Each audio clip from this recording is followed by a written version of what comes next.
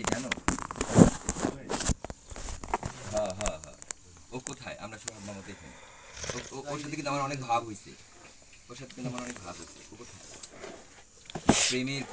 প্রেমের মানুষের বিষয়টাই আলাদা, এই বাজারটাই আলাদা। দুধ চানের সাথে যারা মাখামাখিতে গড়ায় গেছে তারা প্রেমের বাজার ছাড়তে পারবে না। ও এখন তোমার সাথে শত্রু থাকতে পারে তোমার সাথে, আমার সাথে তো নাই। আমার দুধ চান শত্রুরও কোলে রাখছে, ওই তুলে খাওয়াইছে, ওই মিত্রও করছে, ওই প্রতিবেশীরও করছে। তার দৃষ্টি, তার শক্তি, তার চিন্তা এত সমান, এত সমান, এত ওজনের পাল্লায় সমান, ভুলই বের করতে পারবে না তার সমস্ত জীবনের। আমার দুধ চা নাউলিয়ে যে আঙ্গিকে যে লাইনে সে সারাটা জীবন কাটাইছে, সেটাই হচ্ছে কি তোমার ইমামবাড়ির মূল মন্ত্র। ইমামবাড়ি বাঁচাইতে হইলে, আমি যে লাইনে আছিলাম, ইমামবাড়ি বাঁচাইতে হইলে তোমার সাথে তোমার কি আছে আমার কাছে বলার দরকার নাই। আমার সাথে তোমার যে প্রেম আছে থাকুক, তোমার সাথে আমার প্রেম, ওরে বইলা ভাঙ্গো না, নষ্ট করে দিও না। আমার প্রেমেরটা তোমার আঘাত করার দরকার নাই। আমি যদি যাই তো দুধ চানা আউলিয়ার আওলাদ হিসেবেই যাব, কারণ আমি ওর বই ফালাইতে পারবো না। আমার আউলিয়া একবারও বলে না। হ্যাঁ হতে পারে, আমি ওর কাছে যাই আসি, আমারে আমার কর্ম করতে দাও, আমার ছেড়ে দাও, বুঝো নাই? আমার নিয়ে তোমার চিন্তাই করবা না কোনো কিছুতে। ওই যে কাবুলের নিয়ে কখনো চিন্তা করতে পারবা না, কাবুলের কোথাও থেকে সরাইতে পারবা না, ও যে জায়গায় ডুবে গেছে।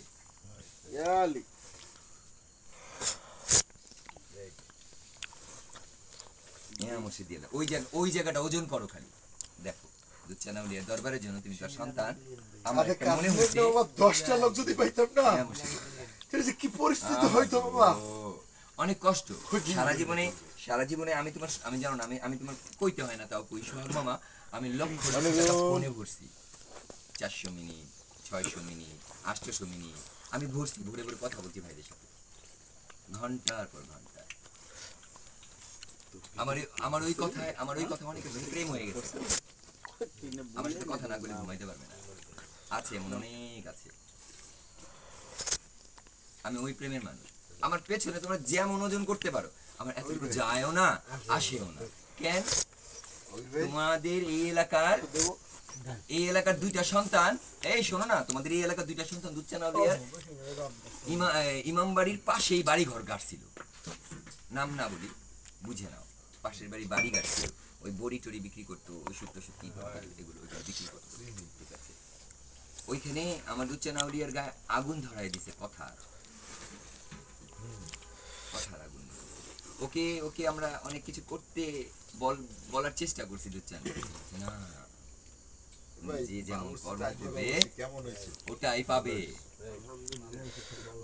বুঝছো? আমার দুধ চা নাউলিয়ার রায় দেখছো, যে যেমন কর্ম করবে ওটাই পাবে, সেই বিচার করতে যায়। তোমার যদি কোনো ভুল থাকে ভাই হিসাবে, আমরা কেউ বিচার করার না,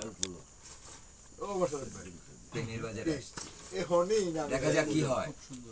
দাড়ি মস্ত পাকতেই থাকবে নাকি, বয়স তো যেতেই থাকবে, সাদা তো হতেই থাকবে।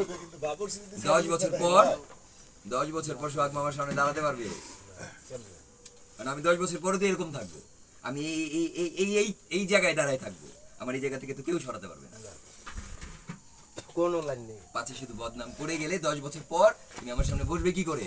তোমার যত বড় জ্ঞানী থাকুক,